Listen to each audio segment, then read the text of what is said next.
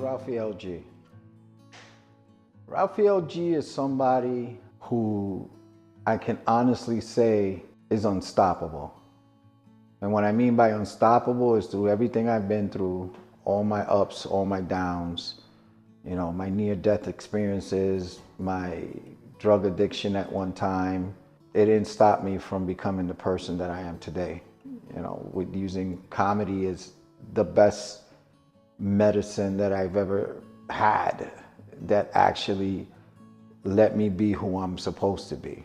I'm unfiltered. The phrase they say in Spanish, el refrán is, no tengo pelo la lengua. You know, I got no hair in my tongue. So Rafael G to me is just somebody who's just trying to get it the way everybody else is getting it. Describe my comedy style in 3 words. Raw, ready, powerful. If you could describe my set as a meal, what would be on the plate?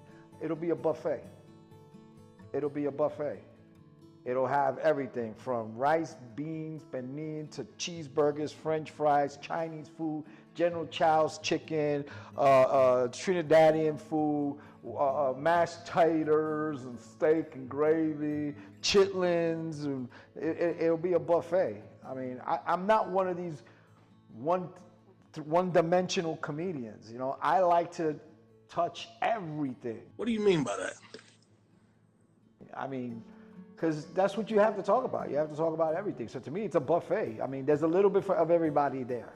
For everybody, there's a little bit of everything. Who would be my Mount Rushmore of stand-up comedians? Number 1, Freddie Prinze, because he is a Puerto Riqueño comedian. Number 2, Sinbad. Sinbad would always be one of my top. Number 3, Bernie Mac. Number 4, Richard Pryor. All of those guys. To me, those are my Mount Rushmores because they were raw. They told it like it is. They all said a story. They all said what they had to say. They came from my area. They came from my cloth. You know, I can relate to everything that they've done. You know, their stories were raw, real. You know, and there's no better Mount Rushmore than that. You can't get any better than that. How would my friends describe me if they weren't allowed to use the word funny? Easy, crazy, real, bold, not fake. You know, that's what I've been told. I mean, to my face, you know. Funny makes you look like in that movie, Goodfellas. Funny how? Do I amuse you, whatever? I mean, funny like I'm a clown, I amuse you? I make you laugh? I'm here to fucking amuse you? What do you mean funny? Funny how? How am I funny? You know, but these people, they find me more like, this guy's straight up. He's gonna tell you what he feels. He doesn't care. You know, rather I make you laugh, make you cry, make you happy, make you pissed. I'm just gonna be real.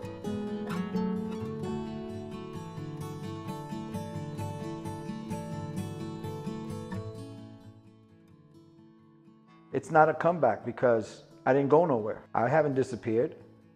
It's that a lot of people refuse to see who I am. For me, it's like, it's my personal way of saying, I did okay without you.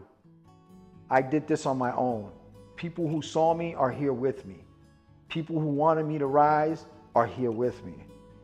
They're the ones that help me get focused and say, you have what it takes to become somebody. Don't let nobody tell you different, no matter what it is. But do it your way. Don't sell your soul or your ass to get it done. Do it the right way. Laughter is healing. And where did I see it? I saw it with my followers on TikTok. The character that I created, Juan Sanchez, is based off 2 men that I admired the most, which was my godfather, Juan Sanchez, and the voice and the characteristics of the, however you say it in English, el carácter de la persona, is based off my father. That was my father's voice, my father's attitude, you know. And Juan Sanchez is the name of my godfather. So I put them both together and created the character, which is, he healed, that character healed a lot of people. That character, I saw healing because I started getting messages, like DMs, from people who've been watching the character. And my very, very, very first fan outreach was a lady named Cacti Huckabee. And she was going through dialysis. And I'm sorry if I get a little emotional on this. Unfortunately, it took her, you know, she succumbed to it years later, but she was the first one.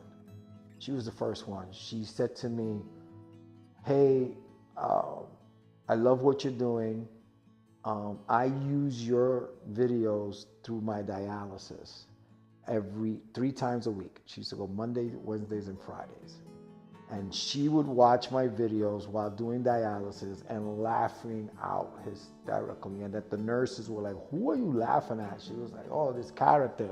His name is Juan Sanchez. She reached out to me. She was like, you helped me get through this. You know, you helped me get through this. A couple of years later, I'm going for the championship for the first time at the Meadowlands Comedy Center. And about 2 weeks before the show, she passed away.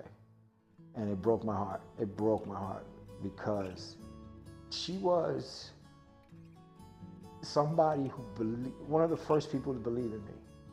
You understand what I'm saying? She was one of the first people to believe in me. And I sent her shirts, I sent her everything Juan Sanchez, I sent her merchandise.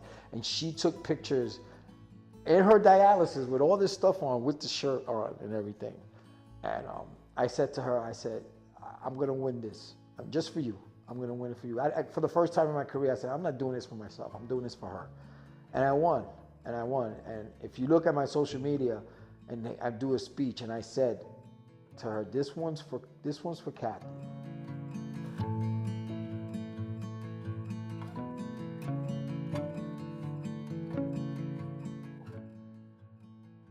I named it Ricanstruction because I'm building something new on the same foundation that it was created on. With everything that I've been through in my life, and these past 3 years have been a reconstruction. And it all started with finally getting out of a bad situation in life. And I didn't want to move, because people be like, oh, you know, what do? You knock everything down. Or like when you're building a building, they knock it down and everybody moves away.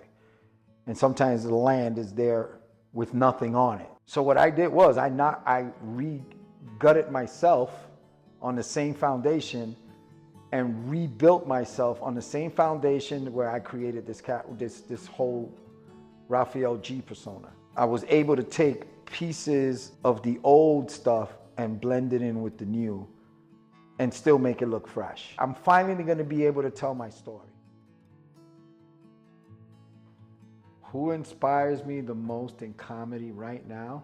I would have to say my father, who passed away in 2012.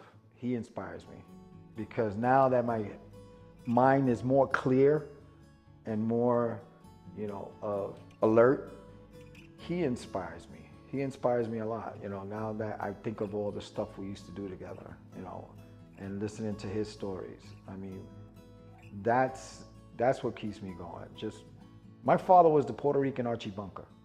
That's who he was. No hair on his tongue, said what he felt, wasn't politically correct. He said it as he saw it, and that's how I think I got it. I get it from him. If I wasn't a comedian, what would I be doing today? Dead. I'd be dead. I wouldn't be where I'm at today. I wouldn't be the husband that I am for my wife today. I wouldn't be the father that I am for my children today. I'd be dead. Comedy is what helped me escape, you know.